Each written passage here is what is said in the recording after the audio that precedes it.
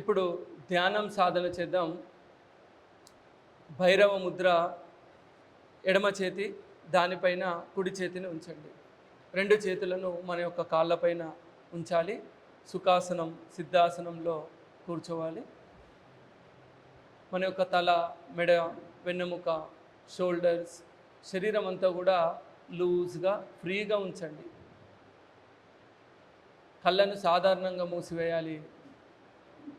మన యొక్క ఫేస్లో, శరీరంలో ఎక్కడ కూడా టెన్షన్ ఉండొద్దు. చాలా రిలాక్స్గా ఉండాలి. శరీరాన్ని కదిలించకుండా స్థిరంగా ఉంచడం చాలా ముఖ్యం ధ్యానంలో. ఎప్పుడైతే శరీరం కదులుతుందో అది మనస్సులో కూడా వివిధ రకాలైనటువంటి కదలికలు ఏర్పరుస్తుంది. స్థిరంగా ఉండదు మనస్సు. కాబట్టి శరీరాన్ని స్థిరంగా ఉంచడం అవసరం.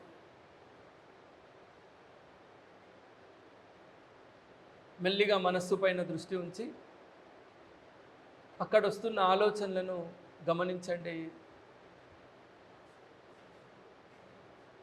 జాగ్రత్తగా గమనిస్తే మనస్సు అనేక ఆలోచనల పుట్ట.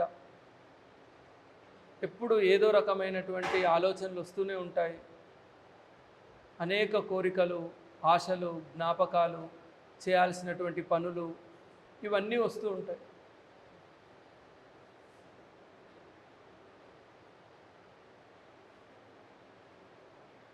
మంచి ఏకాగ్రత, జ్ఞాపక శక్తి మొదలగునవి పొందాలంటే ఇక్కడ ఆలోచనలను తగ్గించడం చాలా అవసరం. కాబట్టి నెమ్మదిగా ఒక్కొక్క ఆలోచనను మనసులో నుండి తొలగించాలి. ఇలా క్రమేణా చేస్తూ ఉంటే ఆలోచనలన్నీ తగ్గడాన్ని మనం గమనిస్తూ ఉంటాం. శూన్య స్థితి ఏర్పడుతుంది. అప్పుడు మన దృష్టినంతా శ్వాస పైన ఉంచండి. నిదానంగా శ్వాస లోపలికి రావడం, నెమ్మదిగా శ్వాస బయటకు వెళ్ళడం జరుగుతూ ఉంది. ఈ యొక్క శ్వాసను మాత్రమే గమనించండి. ఇలా చేయగలిగినంత సమయం ఒక 5 నిమిషాలు, 10 నిమిషాలు చేయడం వల్ల ఈరోజు మనం బాధపడుతున్న అనేక మానసిక సమస్యల నుండి బయటపడవచ్చు. మనలో చాలా ఉల్లాసాన్ని, ఉత్సాహాన్ని పెంచుతుంది. ఇక్కడ ప్రయాణం అంతా మన లోపలికి మనం వెళ్తూ ఉన్నాం. అనేక విషయాలపైన అవగాహన ఏర్పడుతుంది. ఇండివిజువల్ డిసిషన్ తీసుకునే సమయంలో ధ్యానం మనకు ఎంతగానో ఉపయోగపడుతుంది. మన యొక్క డైలీ లైఫ్లో ఎన్నో సమయంలో ఒత్తిడిని మనం చూస్తూ ఉంటాం. ఆ యొక్క ఒత్తిడిని జయించడానికి ధ్యానం ఉపయోగపడుతుంది. అందుకే ధ్యానం దుఃఖ వాగ్భవేత్ అంటాం.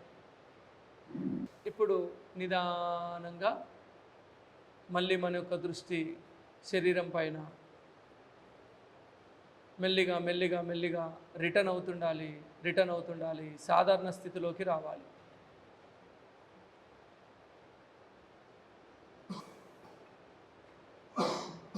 రెండు చేతులు రబ్ చేస్తూ కళ్ళపైన ఉంచండి.